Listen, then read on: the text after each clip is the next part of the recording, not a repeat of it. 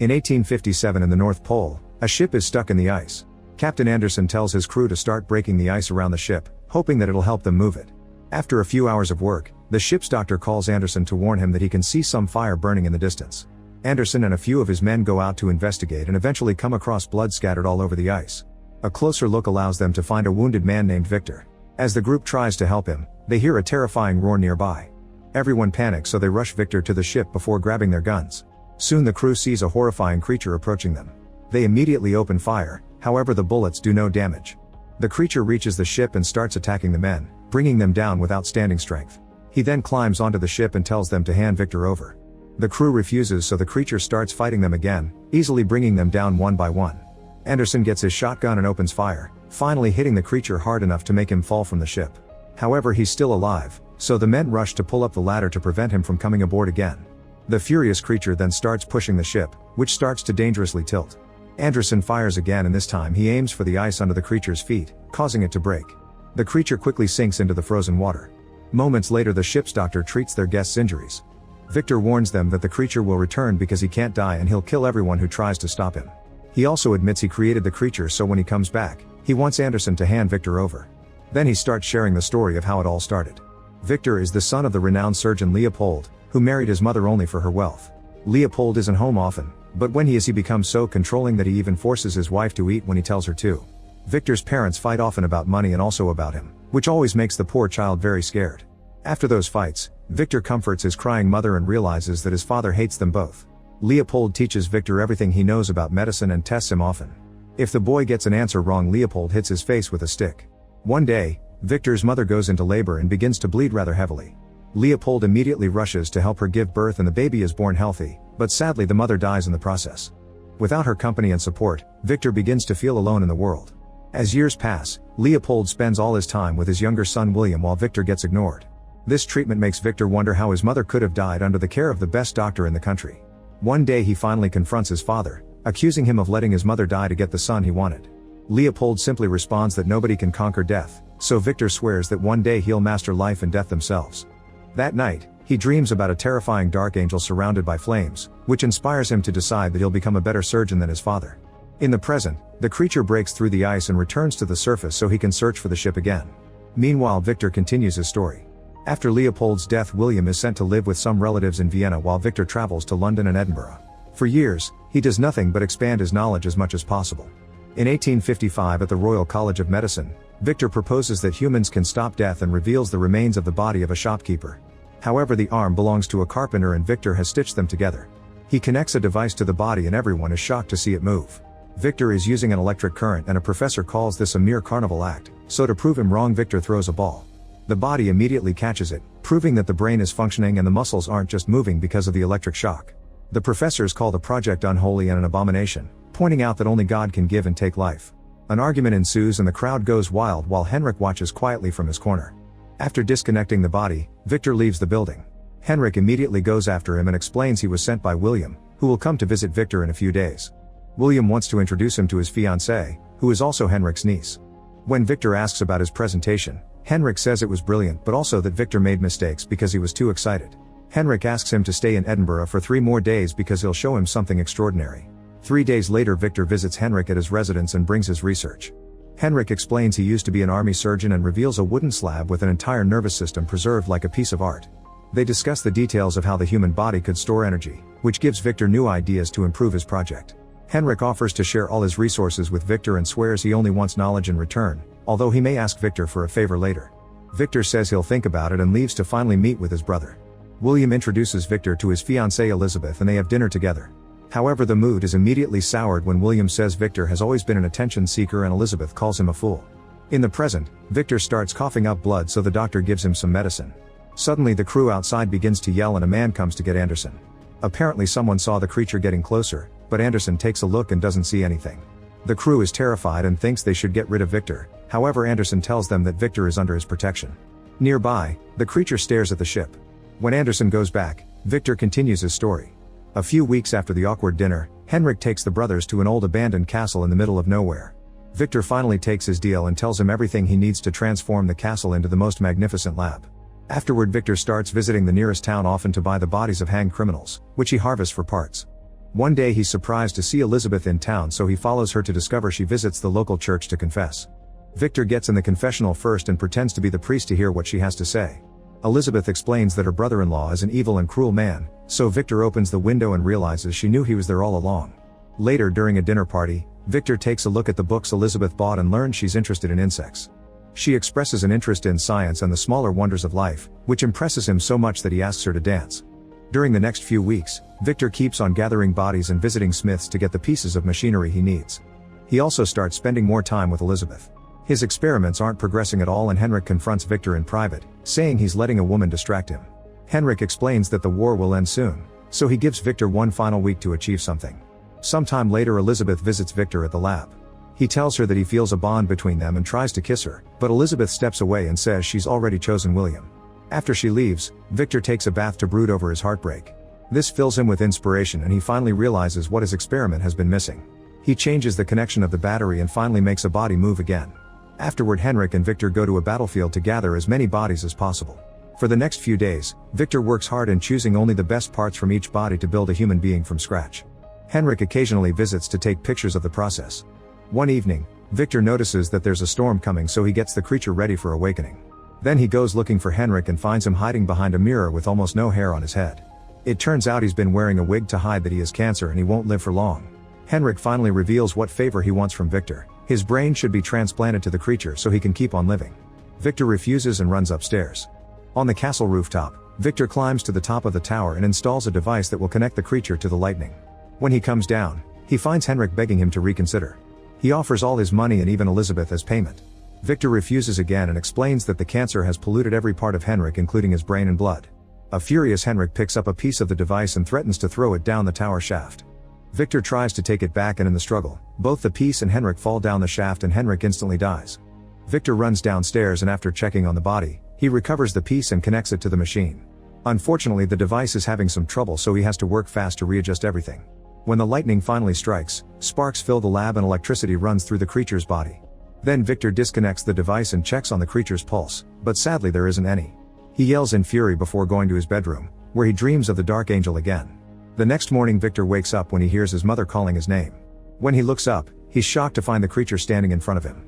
Victor approaches him and the creature copies all his movements, but he gets afraid of the sunlight when Victor opens the curtains. Victor teaches him that the sun is okay and makes him repeat his name before hugging him to hear his heartbeat. Afterward, Victor takes him to a tunnel under the castle and chains him up to keep him hidden for now. As weeks pass, the creature grows stronger but can't learn to talk. Victor barely sleeps at all because he has to take care of him like a newborn, and he hates it when the creature tries to touch him. One day the creature grabs a razor and accidentally hurts himself. Victor gets ready to stitch the wound, but to his shock, it's already closed itself. Whenever Victor loses his patience and snaps, the creature moves away in fear. After so many weeks without receiving letters from Henrik, William and Elizabeth decide to visit the castle. Victor tells them that Henrik is away and will be back in a few days, then he drags William to his lab. Meanwhile, Elizabeth hears some noises and follows them to the tunnels, where she's shocked to find the creature. They touch hands and she wonders who hurt him. Afterward, Elizabeth rushes to the lab and asks Victor why he hurt a man like that. Victor brings the couple to the tunnel and explains that he created him. While the creature gives Elizabeth back her fallen gloves, William wonders if he's intelligent, but Victor doesn't answer. William realizes Victor never thought about which body part holds the soul. That night, the creature entertains himself by putting leaves in the water and watching them float away. When Elizabeth visits him, he gives her a leaf. She tries teaching him to say her name and shows him how to move the throat, but the creature doesn't react. After she leaves, he finally says her name. Victor sees Elizabeth coming back and scolds her, but she only gets offended when Victor calls the creature it. Then Victor rants about the creature's lack of intelligence and blames it on a brain connection failing. However, Elizabeth thinks she saw understanding in the creature's eyes and calls Victor a monster for playing God. A frustrated Victor goes to the tunnel and tries to make the creature stand in a specific way. When he doesn't obey, Victor hits him with a fire poker and unconsciously quotes his father's way of teaching. After getting hit and yelled at several times, the creature roars and takes the poker to easily bend it. He also keeps repeating Victor's name until he leaves. The next morning, Victor tells William that he made a mistake and the creature is too dangerous. He also shows him Henrik's body, claiming that the creature killed him. Victor convinces his brother to take Elizabeth away with the excuse of keeping her safe. Before leaving, William asks Victor if the creature will live for long, and Victor assures him that his life will be brief. Afterward, Victor pours gasoline all over his lab and the tunnel. At the same time, Elizabeth has a bad feeling and asks the carriage to go back. Victor gives the creature one last chance to say something and the creature repeats Victor's and Elizabeth's names. For a second Victor is in shock, but he still thinks it's not enough and lights the building on fire, leaving the creature chained in the tunnel. On his way out, Victor hears the creature desperately crying his name. Having doubts, Victor tries to come back, but when he opens the door, a ball of fire throws him back and severely damages his leg. Then the tower blows up in a big explosion and crumbles, so when Elizabeth arrives she thinks she's late. In the present, Anderson hears some screaming outside and opens the door to check. The creature appears and immediately brings him down, intending to kill him. Victor yells to stop him and asks him to take him instead. When Anderson tells him to end them both, the creature decides that the captain deserves to hear his side of the story. During the fire, parts of the device fall down the shaft and scare the creature. In his panic, he manages to break his shackles and escapes by sliding down the drain, falling into the ocean right before the big explosion. Sometime later the creature wakes up on the shore. He wanders around and enters the forest, where he finds the skeletons of all the bodies Victor used and a jacket that he puts on. He's amazed by the sight of deer and feeds them berries before eating some himself. Suddenly a gunshot hits a deer in the head and it falls dead. The creature turns around to find two hunters, who are so terrified by the sight of a monster that they shoot him too. The bullets make him bleed but don't kill him, so the creature runs away. After wandering for a while he finds a farm and hides in the shed. He falls asleep while staring at the rats. The next morning the creature hears the hunters come back and tell their family what happened. Two of the family members are an old blind man and a little girl. The creature spies on them through the cracks in the walls and sometimes follows them to the forest because he's very moved by how gently and lovingly they behave toward each other. The old man is also teaching the girl how to read, and by following these lessons the creature learns how to talk. With every day that passes, the creature wishes he could be part of this lovely family, so he does things for them in secret like leaving wood outside the house and fixing their fences. The blind man tells the girl that this is the work of forest spirits and they leave offerings that the creature happily takes for himself. One day, a pack of wolves surrounds the farm and starts killing the sheep. The creature watches in shock as the hunters shoot down the wolves and learns that not all violence comes from hate, sometimes someone just gets killed for being who they are. Sometime later the family leaves for the winter and the blind man is left alone, so the creature enters the main house. The old man receives him kindly, thinking he's a traveler. When the creature accidentally breaks a bottle he becomes afraid because he expects punishment, but the old man continues to be nice to him. He realizes that this stranger is the person who has been helping them in secret, so he invites him to stay with him and calls him a friend, even hugging him. For the next few days, the creature and the blind man spend all their time together. They go on walks and the creature gets to read many different books. He also reveals he doesn't remember anything about his life before waking up on the shore, although sometimes he dreams about some mysterious men and the word Victor. The old man tells him to follow the images he sees in his dream, so the creature searches the area until he finds the destroyed castle. Among the debris, he discovers Victor's notes and Henrik's photographs, which finally tell him where he comes from. On an envelope, he reads Victor's full name and his address in the city. When the creature returns to the farm, he's horrified to find the wolves in the main house. He rushes inside and the beasts attack him, so he fights back and kills a few of them in the most savage ways. The other wolves get scared and quickly run away. Afterward he checks on the blind man, who is severely wounded but still alive. The creature explains that he's learned he's a monster, however the blind man corrects him and says he's a friend before he dies.